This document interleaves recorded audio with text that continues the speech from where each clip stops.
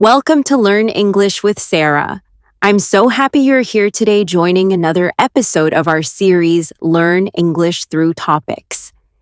In this lesson, I'll guide you through one of the most practical subjects in everyday life transportation. No matter who you are or where you live, transportation is something you use every single day. You move from home to school, to your workplace, to the store, or sometimes to completely new cities and countries. And every one of those moments is a chance to practice English. So today I'll walk you through the essential vocabulary, natural expressions, and realistic situations you can use to speak confidently about how you travel. Everything will be explained in a simple, friendly way as if you're having a conversation with someone who truly wants to help you learn. Before we get into the useful expressions, let's begin with the basics. When we talk about transportation in English, the most important verbs you need to know are take, ride, drive, and walk. These verbs allow you to describe almost any type of movement. For example, you might say, I take the bus to school, or I take the subway to work. The verb take is used for most types of public transportation because you enter the vehicle and someone else is controlling it. You're not driving the bus or the train, you're simply a passenger. So you take the bus, take the train, take a taxi, take the subway. Once you memorize this simple pattern, you'll be able to describe your daily routine easily and naturally. But what about bicycles and cars? That's when we switch verbs. When you're using a bicycle, you ride it. When you're using your own car, you drive it. These verbs don't just describe the action, they also tell the listener who is in control.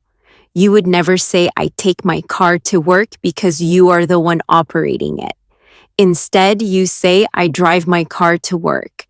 And for a bicycle, you don't take a bike, you ride it. These small differences may feel confusing at first, but once you use them a few times, they become automatic. And finally, the simplest verb of all is walk. If the destination is close enough, you can simply say, I walk to school or I walk home after dinner. Using only these 4 verbs, you can describe almost any daily travel situation in English. However, real-life transportation isn't always smooth or perfect. Sometimes the bus is late, sometimes the traffic is terrible, and sometimes you miss your stop because you were daydreaming or reading something interesting. That's why knowing everyday expressions helps you sound much more natural. For example, one phrase you'll hear again and again is stuck in traffic. Many English learners try to say, there was much traffic, or the traffic was big, but native speakers don't say it that way. Instead, they say, I was stuck in traffic for almost an hour, or sorry I'm late, there was a huge traffic jam. A traffic jam simply means the cars are moving very slowly or not moving at all. If you live in a busy city, you probably experience this almost every morning. Another common problem is missing your stop when you're on a bus or train. Maybe you were listening to music or you were tired after work, and before you knew it, the train passed the place where you needed to get off. You can say, I missed my stop, and everyone will understand immediately. It's something that happens to everyone at least once. When that happens, the solution is simple: get off at the next stop and go back. And if you're not sure how to do that, don't be afraid to ask someone for help. English speakers use the phrase, excuse me, to begin almost any polite question. It opens the conversation smoothly and shows respect. After saying, excuse me, you can ask questions like, which bus goes to the station, or does this train stop at Pine Street? These simple questions are extremely useful, especially if you're traveling in a new city or a new country. Another helpful question is, how often does it come? Which means you want to know the schedule. how many times the bus or train arrives in a certain period. If you're standing at a bus stop with no idea when the next bus is coming, this question can save you a lot of time. You can also ask what time does the next bus arrive or when does the train leave. Using these questions not only helps you travel more smoothly, but also gives you natural practice speaking English in real-life situations. Now imagine you're rushing to catch transportation. You might say, I need to catch the 8 o'clock train, or hurry, we'll miss the bus. The word catch means you get on the vehicle before it departs. If you're too late, then you missed the bus or missed the train. And if you're trying to tell someone that you won't arrive on time, you can say, I'm running late. This is a polite and very natural way to let someone know that you're behind schedule. Transportation vocabulary is all around us on signs and announcements, on tickets, and in conversations with drivers or passengers. The more you notice these words, the faster your English will grow. And as you continue through this topic with me, you'll discover even more useful expressions that help you feel confident whenever you travel. When you think about all the places transportation can take you, one of the most common is a taxi. Taking a taxi feels different from using a bus or train because you speak directly to the driver. The moment you enter the car, the first thing you usually say is where you want to go. You might say, "Can you take me to the airport, please?" Or "I need to go to Green Street." Adding "please" at the end makes the request polite and friendly. Sometimes the driver may ask questions to make your trip easier, such as, which way do you prefer, or do you want the fastest route? The word route simply means the path or direction to a destination. If you want to be somewhere quickly, you can ask the driver to take the fastest route or avoid traffic-heavy roads. Safety is also a key part of taxi travel. Many countries require passengers to fasten their seatbelt as soon as they sit down. You might hear the driver say, "Please fasten your seatbelt," meaning you should buckle it for safety. Even if the country doesn't strictly enforce it, wearing a seatbelt is always a good idea.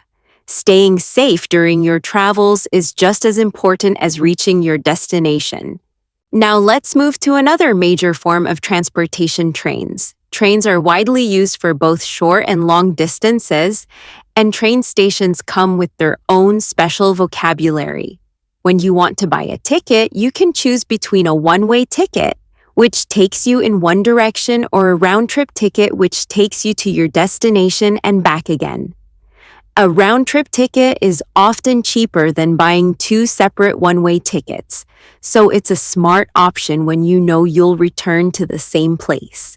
After buying your ticket, the next important detail is the platform. A platform is the specific area where passengers wait for the train. Large stations often have many platforms, each for a different train. That's why it's important to check your ticket or ask, which platform does the train leave from? Or where is platform 5? Trains usually follow strict schedules, so if your train leaves at 4 o'clock p.m., you need to be on the correct platform before that time.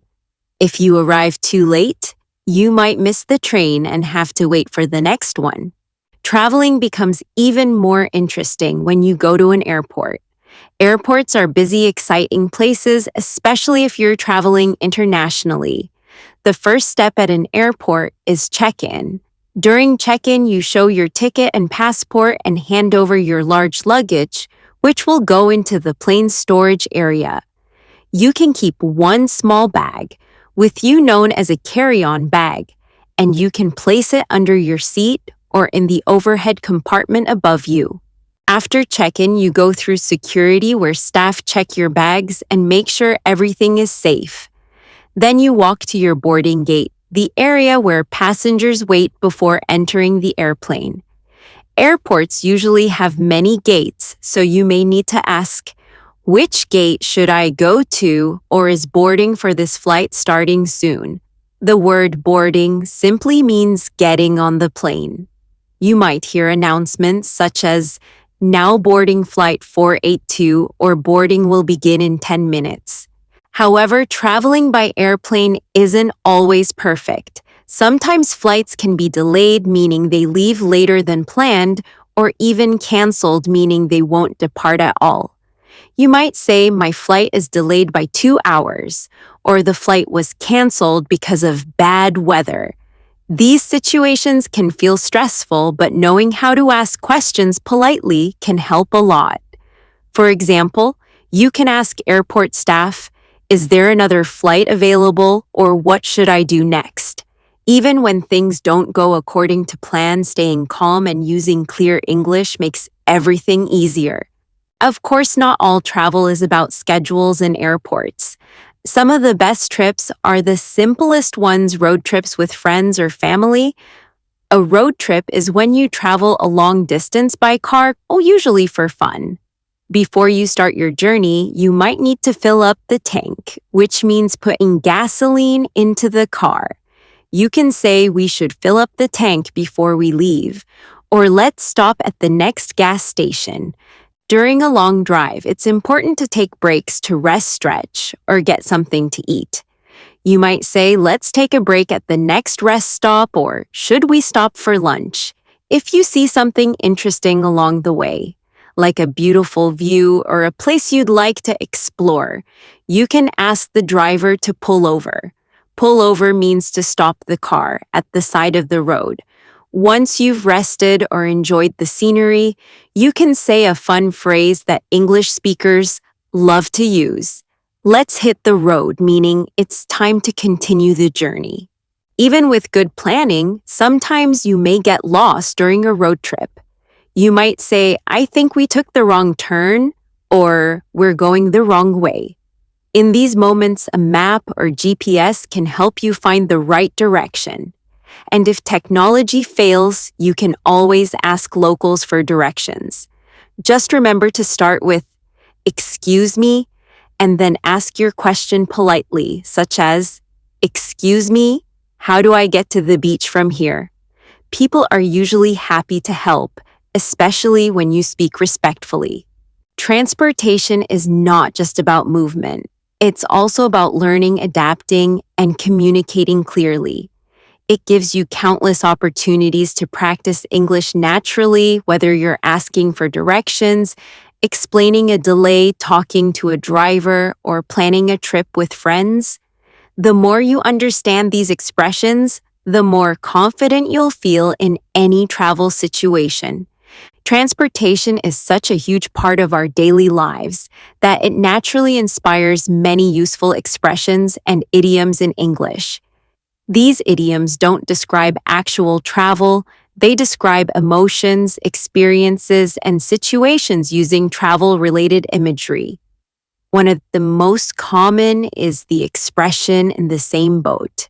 This doesn't mean you are literally sitting inside a boat with someone. Instead, it means that you and another person are experiencing the same problem or challenge. For example, when everyone in your class finds a test difficult, you can say, "Don't worry, we're all in the same boat." It's a way to show support, understanding, and connection. Another idiom is "miss the boat." This doesn't mean you failed to get on a real boat. It means you missed an opportunity because you were too late or didn't take action. You might say, "I wanted to join the trip, but I missed the boat because I didn't register in time." It's a gentle reminder that sometimes we need to act quickly when opportunities appear. And then there's the fun expression "drive someone crazy." Of course, you're not actually driving a car that makes someone go crazy. Instead, it means someone or something annoys you a lot. For example, "This noise is driving me crazy," or "My little brother sometimes drives me crazy." These idioms appear constantly in conversations, movies, and daily life. When you use them correctly, you sound more natural and fluent, and you start to understand English the way native speakers use it, not just literally, but emotionally as well. Transportation also varies from country to country, which makes learning this vocabulary even more interesting. In some places, people rely almost entirely on cars. In others, public transportation like subways, trams, and buses is the main way people move around. In cities such as New York or London, millions of people use the subway system every single day. In London, many people call it the tube, while in New York, everyone simply says the subway. In other countries like the Netherlands, bicycles are incredibly popular. People ride bikes to work, to school, and to run errands. Entire streets are designed especially for cyclists. And in many Southeast Asian countries, motorbikes fill the roads from morning until late at night. What's beautiful about transportation is that it tells you a story about how people live. If you visit a new country and try the local transportation, you experience the rhythm of daily life there. You hear different languages, observe local habits, and understand the culture in a deeper way. Trying new transportation is not just about moving from one place to another, it's about connecting with the world around you. And if you practice English while you travel, you gain even more confidence, fluency, and the courage to communicate with strangers. But whether you're walking, driving, or riding a bus, safety always matters. Simple habits like wearing a seatbelt, paying attention while walking, or holding onto the handrail on a moving vehicle can prevent accidents. When you're riding a bicycle, wearing a helmet protects your head, and following traffic rules keeps you safe. When you're using public transportation, keeping your belongings close helps prevent theft. These small habits create a big difference, especially when you're traveling alone or in unfamiliar places. Safety allows you to enjoy the journey without fear or worry. Just like traveling, learning English is a journey of its own. Sometimes your progress feels fast, like an airplane. Other times it feels slow, like walking uphill. But no matter the pace, you are always moving forward, even when you make mistakes. Missing a stop on the bus is like forgetting a word during a conversation. It happens to everyone. Taking the wrong turn on a road trip is like using the wrong grammar. It's not the end of the world. You simply correct your path, learn from the experience, and continue. The important thing is to keep going. Every new word, every sentence you speak, and every moment you spend listening to English takes you one step closer to fluency. Even small habits can create huge improvements.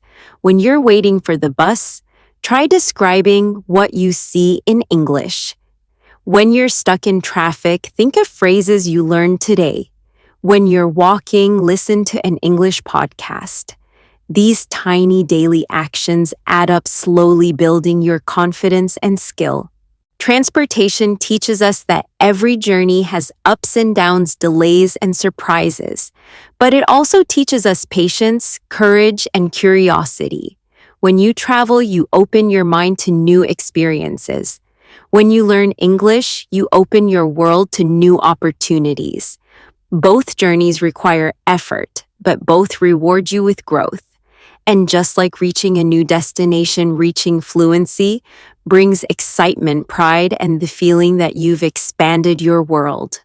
Thank you for spending your time with me today on Learn English with Sara. If you enjoyed this lesson and feel that it helped you grow, please remember to like, share, and subscribe. Leave a comment below telling me how you usually travel each day, and try using one of the phrases from this lesson. Your practice and your journey matter, and I'd love to hear your story.